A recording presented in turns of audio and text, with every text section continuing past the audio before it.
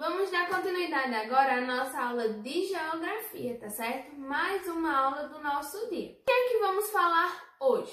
Falaremos hoje sobre as bacias hidrográficas, que esse assunto está na página 356, 357 e 358. Então, o que é que eu já peço? Para que vocês abram o livrinho de vocês. Antes de acompanharem, por favor, façam uma leitura para que vocês entendam mais ou menos o que a tia quer explicar hoje na nossa aula e qual é a importância de se estudar essas bacias hidrográficas.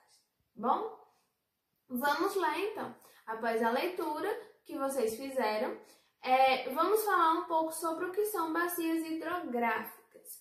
Como vocês já perceberam, as bacias hidrográficas são caminhos, tá certo? Que as águas fazem até encontrar os rios e eles vão por um caminho só até desaguar nos mares, tá bom? Qual é a importância de se estudar isso? É de se entender que o nosso país ele tem também as suas bacias hidrográficas, as maiores e as mais importantes. Como eu disse a vocês que como é que essas bacias hidrográficas elas se comportam, nós temos 4 grandes bacias hidrográficas. A bacia amazônica, a bacia do Paraná, a bacia do Tocantins, Araguaia e a bacia do São Francisco. Não sei se vocês fazem essa ligação da bacia do São Francisco, que é aquelas águas que vêm para a nossa região. Existem umas águas que vêm de fora, que teve toda aquela inauguração lá em Monteiro, e essas águas faz parte de uma das grandes bacias do nosso país, que é a de São Francisco, que é onde tem uma grande quantidade de água doce, tá bom? Eu vou passar um videozinho agora para vocês explicando um pouco sobre o que é bacias hidrográficas. Vai mostrar para vocês direitinho o que é isso que a tia quer falar.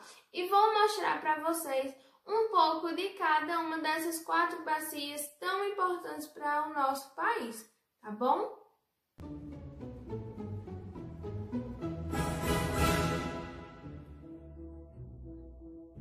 O Brasil possui inúmeros rios. Os rios são compostos por água doce, e a abundância desse recurso destaca o nosso país como um dos maiores reservatórios de água do mundo. A maior parte dos rios é perene, nunca seca totalmente. As águas fluviais desaguam no mar, porém podem desaguar também em depressões no interior do continente ou se infiltrarem no solo.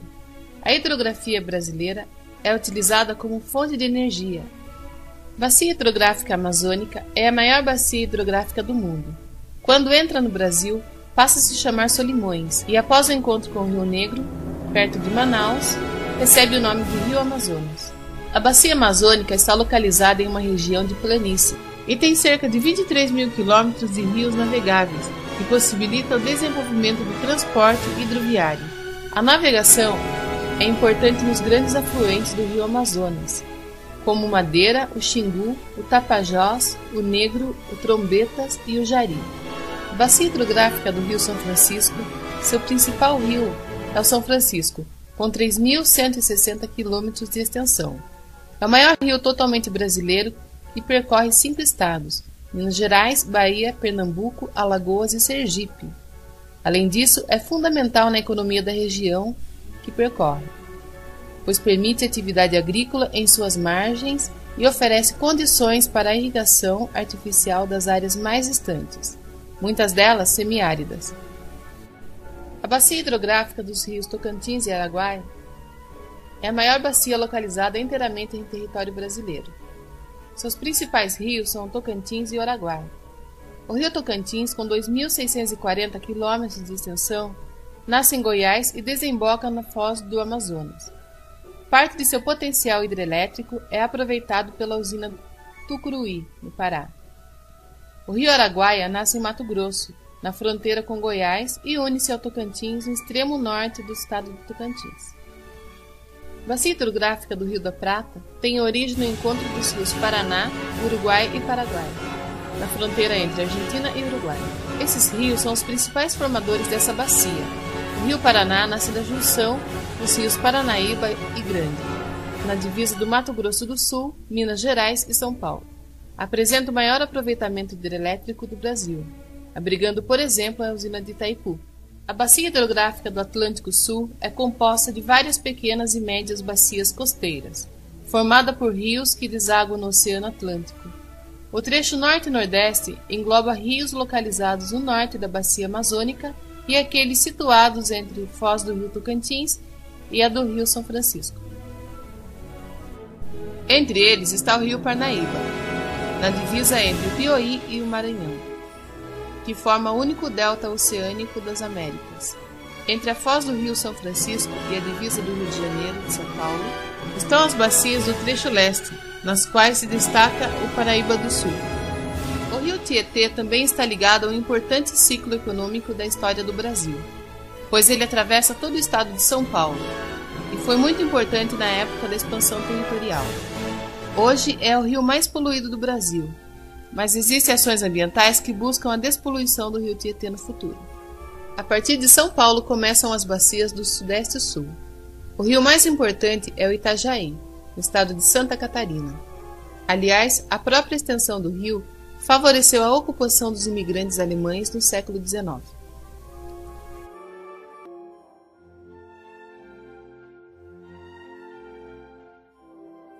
Sabemos que essas bacias elas têm uma grande importância para o nosso país, como eu mostrei para vocês.